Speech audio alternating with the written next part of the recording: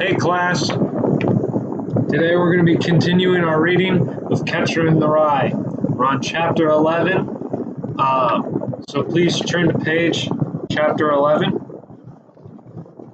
and I'm going to start reading.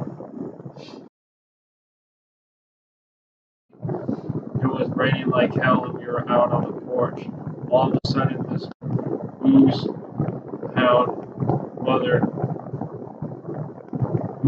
her mother was married to came out on the porch and asked Jane if there was any cigarettes in the house.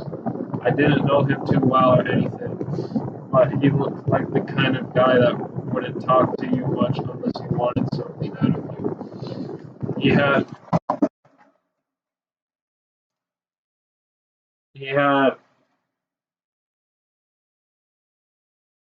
Excuse me guys, I lost my place.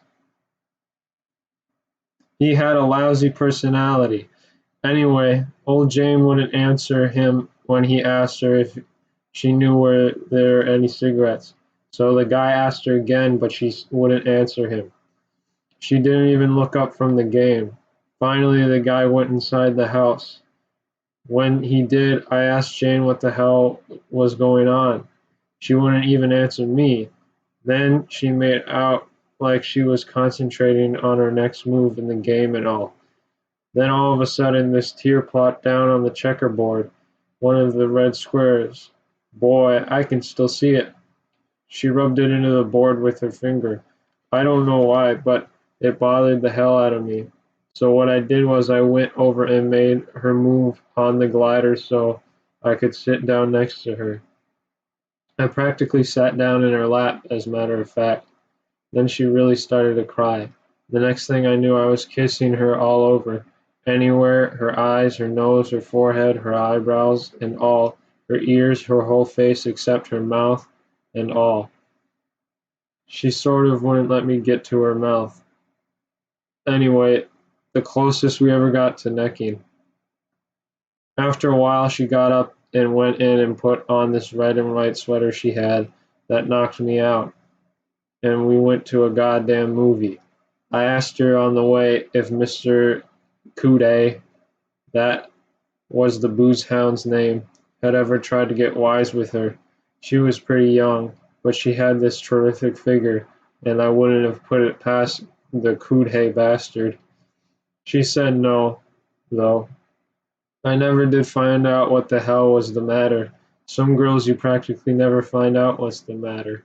I don't want you to get the idea that she was a goddamn icicle or something, just because we never necked or horsed around much. She wasn't. I held hands with her all the time, for instance. That doesn't sound like much, I realize, but she was terrific to hold hands with. Most girls, if you hold hands with them, their goddamn hand dies on you. Or else they think they have to keep moving their hand all the time, as if they're afraid they'd bore you or something. Jane was different. We'd get into a goddamn movie or something, and right away we'd start holding hands, and we wouldn't quit till the movie was over, and without changing the position or making a big deal out of it. You never even worried. With Jane, whether your hand was sweaty or not, all you knew was you were happy. You really were.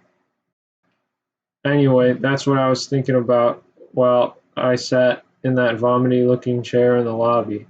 Old Jane. There was hardly anybody in the lobby anymore. Even all the hoary-looking blondes weren't around anymore.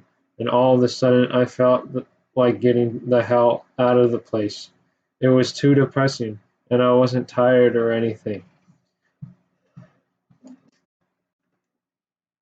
So I went up to my room and put on my coat. I also took a look out the window to see if all the perverts were still in action, but the lights and all were out now.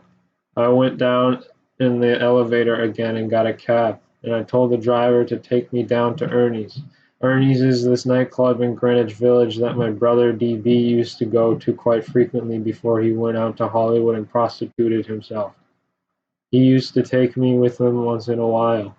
Ernie's big fat colored guy that plays the piano.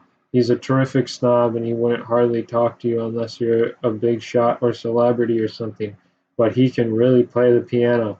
He's so good he's almost corny, in fact. I don't exactly know what I mean by that, but I mean it.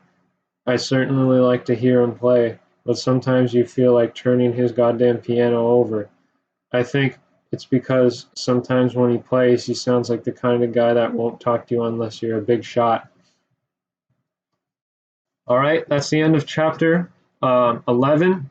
So make sure to look out for the next chapter, chapter 12. It's going to be the next one in the playlist. Thank you, and I hope to see you in the next reading.